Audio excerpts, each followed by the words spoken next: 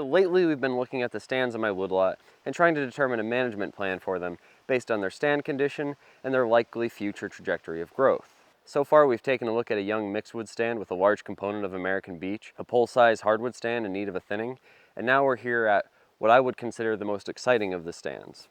We're now at the stand of wood at the mouth of the property near the road to the south, and this is largely a stand of mature mixed-wood.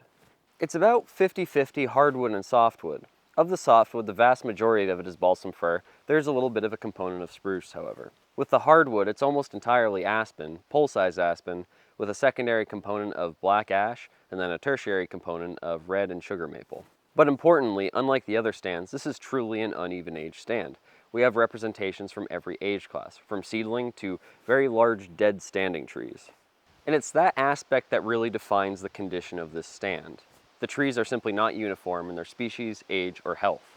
Most of the mature trees on this property are balsam fir, like this one here, but they're simply not in good condition.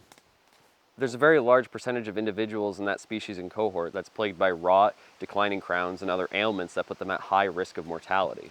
You don't have to walk very far through this part of the property before you see evidence of this. There are plenty of large mature fir trees with butt rot that's evident from the outside. There are fir trees that have blown over and are now leaning on other trees. And occasionally you can see a dead standing fir tree with a broken top. And this is to say nothing of the numerous trees that have a very small percentage of their crown left.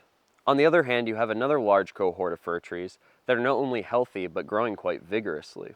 These are your fir trees ranging from approximately 4 inches to 10 inches in diameter. And the aspen are extremely healthy. If anything, they're just out competing each other a little bit, but they're growing extremely well.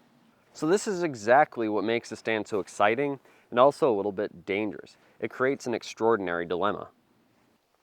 You see, the total volume of the stand is made up almost entirely by balsam fir and quaking aspen, and these two species, above all else, at least in Maine, present the highest risk of blowdown. They really depend on each other for support. Now, to understand this concept, let's talk a little bit about exactly how trees stay upright. They primarily utilize two strategies to prevent themselves from toppling over. Even though it's something that we don't really think about too often, trees are truly an amazing feat of engineering. They're exposed to amazing amounts of force and pressure on a daily basis.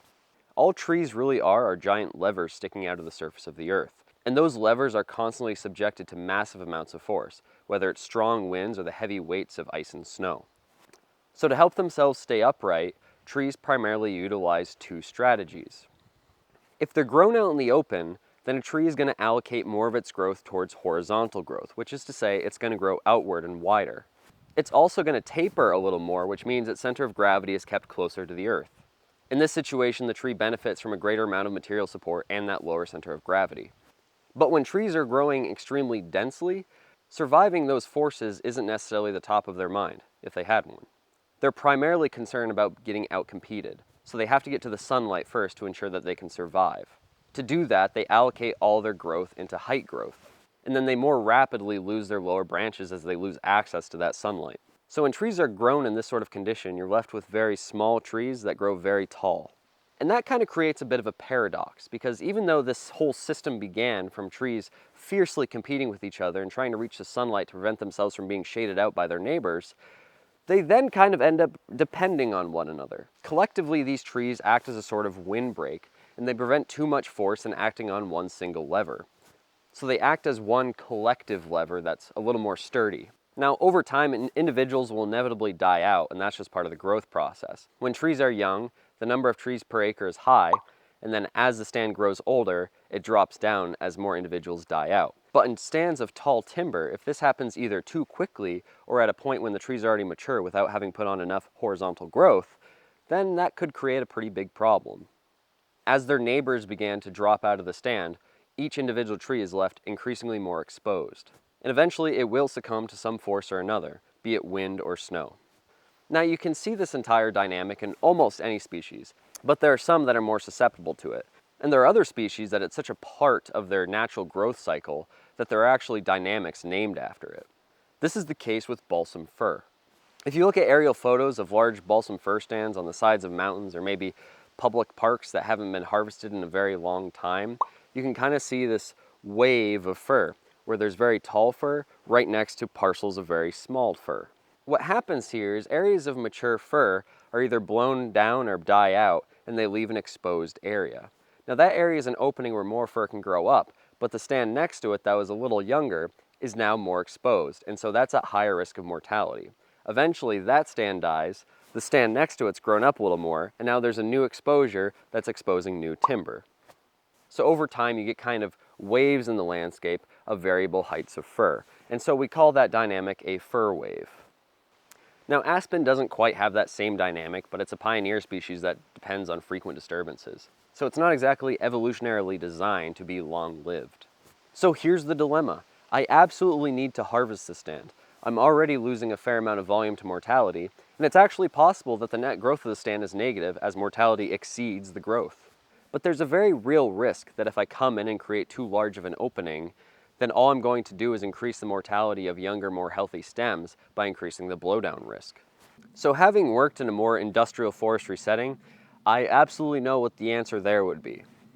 The answer there would be to clear cut this stand. The risk of coming in and doing a partial harvest would be simply too great. So the argument would go, it would be better to come in, do a total harvest, and let the stand regenerate naturally.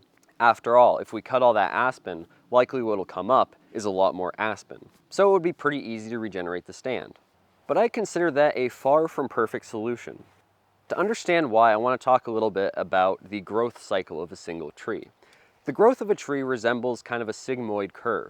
It's very slow at the beginning and end of a tree's life. The tree is growing the most when it's mid-sized, when it's pole-sized. Now there's plenty of mid-sized fir and aspen that's in that mid-sized growth cycle right now. They're growing extremely well, and if I were to cut everything right now, it would take at least another decade before those trees got back to that growth rate. So there's a tremendous opportunity cost associated with harvesting these trees too early.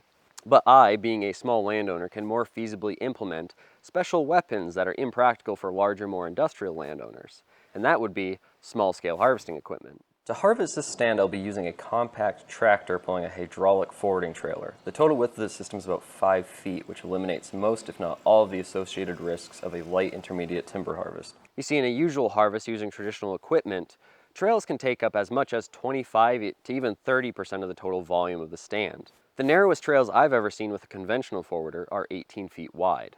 So if the logistics of the operation itself is taking up 25% of stand volume, that doesn't leave much leeway to take out stuff outside of those trails. So in such a situation, it's very likely that too much volume will be removed, and you're going to introduce a great deal of mortality by that instability introduced. So if I'm very methodical in the way I lay out my trails, I can ensure that those trails have the least amount of impact possible, allowing me to harvest as much of the stand without introducing unnecessary risk just from the logistics of moving the wood. But that doesn't eliminate all of my risk. There are some small patches that are simply too far gone. I really can't remove any of the trees without removing all of them. So as I conduct my harvest, there are absolutely going to be small patches, I'll say somewhat arbitrarily 50 feet by 50 feet, that are going to have to be removed in their entirety. And so I think the best way to describe this harvest will be as a group selection. Groups referring to those small patches I'm going to have to be removing, and selection referring to the selection cutting system. Now, don't confuse selection cuts with selective cutting. Selective cutting isn't really a thing. It's more of a layman's term to mean anything that's not clear cutting or at worst high grading. Instead, selection cutting is an entire silvicultural system based around creating and preserving uneven age stand structures and capturing natural mortality, following those natural mortality patterns. And of course, there's an element of improving quality, but that's kind of inherent in any silvicultural system. If you recall that sigmoid growth dynamic that I described earlier, the growth of a tree is going to be the highest when it's at the midpoint. As a tree grows older, the growth is going to slow. So in a selection cut, we're really targeting those stands that have already reached the slowdown of their growth. They're approaching mortality. But there are two types of mortalities that trees succumb to. Probably more, but we won't get into it. That comes from the trees per acre dynamic I also described. A young stand is going to have more trees per acre than an older stand. Over time, these are trees that are just outcompeted. So we're also going to be harvesting some younger trees that are clearly on their way to mortality just based on being outcompeted. Harvesting more of these doomed pole-sized trees at a more appropriate time allows the crop trees around it to put on more horizontal growth, thus avoiding some of the fir wave dynamics we discussed earlier. And of course, the small gaps I'm creating from those groups are going to leave plenty of room for regeneration to come in. So what this silvicultural system is really doing is mimicking natural mortality patterns while also keeping the stand healthy and productive. It also helps us from having to make a clear cut. And while clear cutting certainly has its place, A lot of us enjoy that forest cover.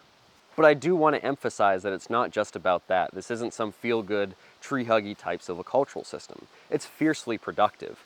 We're not creating that opportunity cost that we otherwise would have suffered had we created a clear cut. So it's just not kind and gentle forestry, it's good economics. So that's my prescription, a group selection. If you liked this video, please like and subscribe, and we have a lot more coming your way. We have to mark out the timber, we have to lay out the trails, so stay tuned, there's more coming your way. Till next time, guys. Later.